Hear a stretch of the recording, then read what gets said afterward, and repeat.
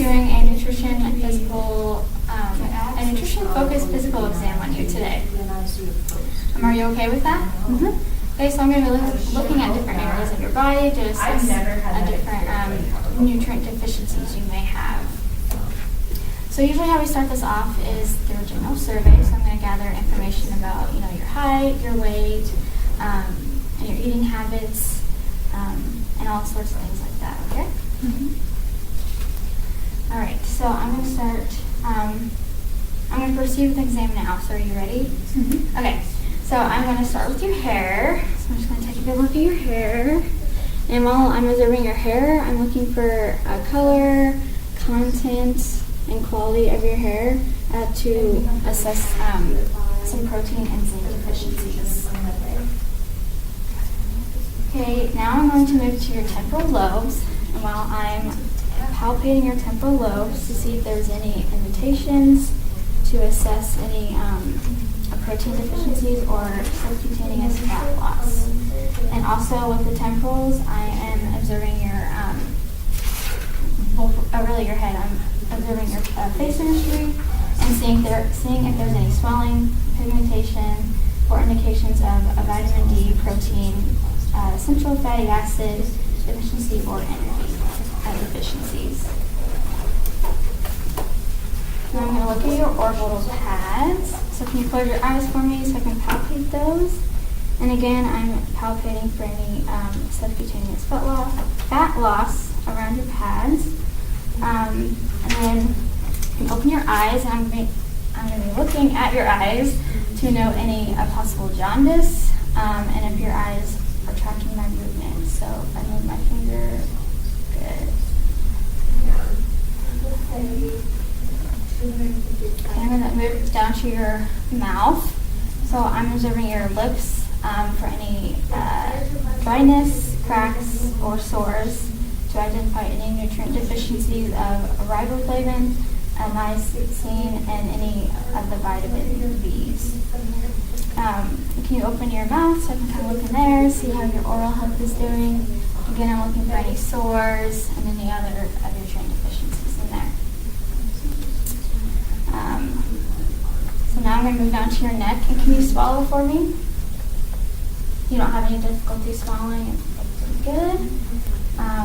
And I'm going to also palpate just to see if there's any enlargement there of your thyroid. I'm going to move down to your shoulders, so your clavicle region, which is right here. So I'm going to palpate again for any muscle or fat loss on either side. That's pretty good. And then back here on your shoulder, I'm going to move down to your shoulder too to see if it's rounded, which is an indication of a healthy shoulder and no malnutrition. I'm going to have you stand up for a second and turn in favor, have your back facing me so I can look at your scapula. And I'm just going to palpate for any hollowing of the scapula to see if there's any a muscle or fat loss there too, which looks good. Place it back down. Now I would also be observing the ribs for any depressions that indicate malnutrition. And I'm going to move over to your arms, so if you can lift up your arm to a 90-degree angle like this. And I'm going to palpate under your tricep here to see if there's any loss of fat there, which looks good. Okay, I'm going to grab your hand again, and as I move down to your hands, I'm just looking at your arm to see if there's any abrasions or rashes or a discoloration.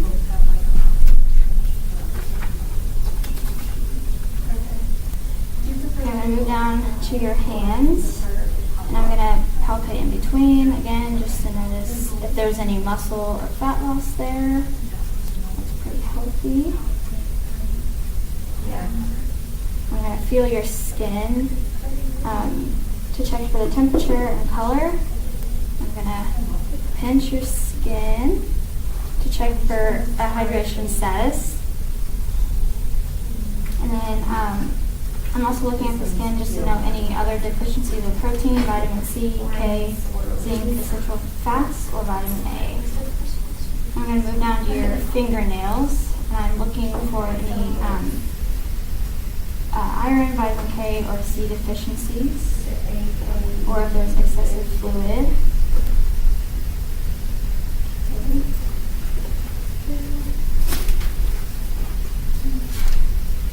Now I would normally look at your abdomen, and I would inspect for color, symmetry, rashes, bruises, or surgical sites. And I would also look for enteral feeding or a parenteral nutrition access. And I would also ask you about any irritations or signs and symptoms of infection. I would possibly ask your family for any other routine care of any problems with infusion of those EN and PN feedings. If you did have a skinful, I would check for inflammation or hernia. I would also use a stethoscope to listen for any sounds of any bowel movements, and to listen to your stomach to know a hypoactive or hyperactive stomach. A hypoactive stomach will result from inflammation, a paralytic ileus, peritonitis, late bowel obstruction, narcotics, sedatives, or surgical procedures. A hyperactive metabolism can result from bowel obstruction, IBS, GI bleeding, diarrhea, or laxative use.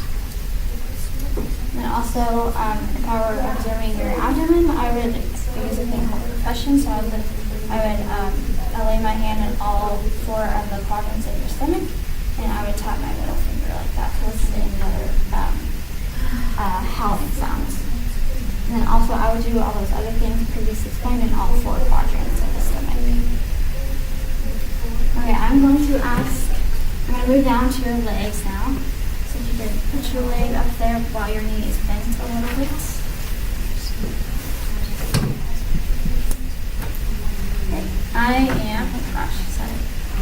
So I am observing the leg muscle, and I'm going to palpate just for any indications, or just to see if there's any malnutrition there or muscle loss. And also look around the knee to see if there's prominent muscle there. You feel there's a lot of muscle over there. I will palpate the calf to know any, again, a muscle deficiency, and I'm observing the firmness of the calf. And then I'm observing your feet and ankles too for any edema or sites.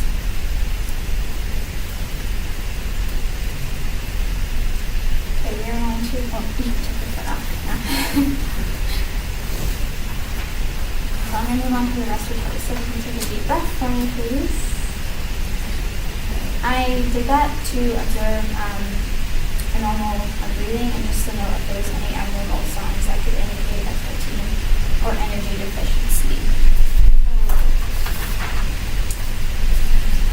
I would also, I'm going to move on to the cardiac portion of this, and I'm going to observe and listen for the normal heart rhythm and rate, and any abnormalities could indicate a potassium, calcium, magnesium, phosphorus, vitamin deficiencies, or retention of sodium in water.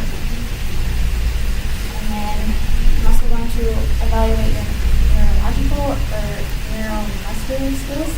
So looks like you're pretty alert. You weren't answering my questions earlier. I don't see that you have deficiencies of anything there. And neuromuscular, I would use a hand grip test to test your mixture. Okay, and that is all for today. Sound good? Mm-hmm.